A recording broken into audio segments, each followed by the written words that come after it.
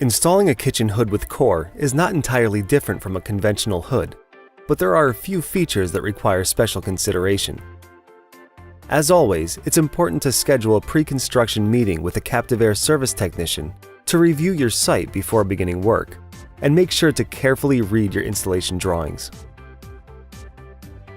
Before installation, there are a few things to check to ensure the space is ready for a hood.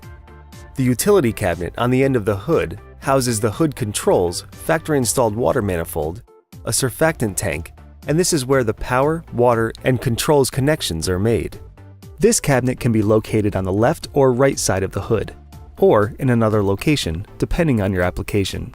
Because this is where all rough-ins will terminate, it's very important to identify where the cabinet will be located by reading your Captivair installation drawings before roughing in your services. You may also have end-to-end or back-to-back hoods, or several independent hoods in one kitchen. Those hoods are each designed for individual locations and must be installed in those specific locations because of airflow, fire suppression, cooking equipment, and structural designs. Verify that each of these hoods are in the correct location before installing. The hood uses two separate water lines connected to a factory-installed manifold at the top of the hood. The hot water line is used strictly for the hood's self-cleaning feature. This line must meet both pressure and temperature requirements as listed. The building sprinkler system is used for Core in the event of a fire. This line must meet pressure requirements as well. If the building isn't equipped with a sprinkler system, Core can also be connected to a supervised domestic water line. If your water pressure and temperature values don't meet the requirements, simply contact your Captivair sales rep. Captivair offers solutions to get you to the required specifications. Next, verify that structural supports have been installed to support the hood. These supports are specified by the building design team and are installed by the general contractor. The dimensions for the hood supports are included in your Captivair installation drawings. Verify that all the necessary drains for the hood have been roughed in by the plumbing contractor. At this point, power, gas, data, and water lines should have been roughed in to the correct locations. Make sure that electrical conduit has been installed for the gas valve shutoff. If the valve is installed under the hood, the conduit should be watertight. Also, the conduit for the manual activation device should be roughed in. Always verify the location of the manual activation device with your local code officials before installing. Local building and fire codes may require specific clearance to combustibles, so check with your local code officials to ensure you meet all requirements. You're now ready to install the backsplash using a very generous amount of high-quality construction adhesive. Generally, the backsplash should extend 18 inches to the sides and above the top of the hood to meet clearance to combustibles requirements. Confirm your clearance to combustibles requirements with your local code officials and by reviewing your construction drawings before installing the backsplash. Use the factory-provided trim to neatly and tightly connect the backsplash panels. The trim is designed to allow the backsplash to expand and contract under normal cooking conditions, while preventing the joints from separating. Simply mark the location of your hood, add the clearance to combustibles space, start installing your backsplash on one end, and work your way to the other. Move your hood into position on the floor. Plumb up from the hood supports to the structural supports in the ceiling. Mark and drill 5/8 inch holes in the ceiling supports, and hang the threaded rod with a nut and washer on the bottom and 2 nuts and a washer on top. Using lifts or duct jacks, you can now safely lift the hood into place and secure with 2 nuts and a washer under each factory welded hanging bracket on the top corners of the hood. All hanging hardware, threaded rods, nuts and washers must be 1/2 inch, grade 5 or better, and all nuts torqued to 57 foot-pounds with a torque wrench and crow's foot.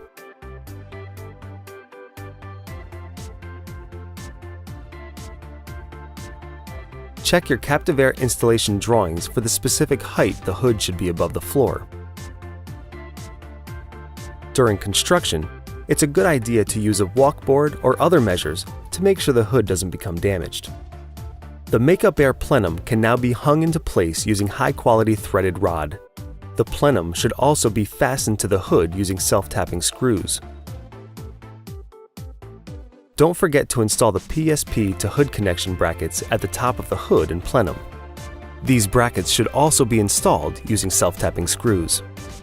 Next, install the ductwork to the exhaust and makeup air fans. It's always best to install the ductwork before any other piping. The exhaust duct must be installed at specific slopes shown in the construction drawings to allow for grease drainage. If you're using non-insulated ductwork, the clearance to combustibles area will need to be protected around the ductwork as well. Make sure adjustable dampers are installed on each makeup air inlet. These dampers are very important for balancing airflow during hood operation. If your hood comes with an air-conditioned plenum or ACPSP, connect the building air conditioning ductwork to the plenum. Again, it is very important that adjustable dampers are installed on all inlets. Now it's time to connect the hot water and sprinkler lines. Once the water is hooked up, the hot water line must be insulated. The self-cleaning drains can be piped to the floor, a floor sink, a mop sink, or any other line that runs to the building's grease collector. These drains can be piped in copper by the plumbing contractor, or piped using a piping kit provided by Captive Air. These drains should never be piped using plastic pipe. Now you're ready to start making the electrical connections. Make sure that power wiring from Captive Air's variable frequency drives are running individually to each fan to prevent interference. Each fan should have its own conduit. Never run the wiring from multiple fans into the same conduit. The resulting interference will greatly reduce the lifespan of the motors or the variable frequency drives. Hood lighting and plenum lights may need to be field wired depending on your specific application. These lights are to be wired into the hood control panel.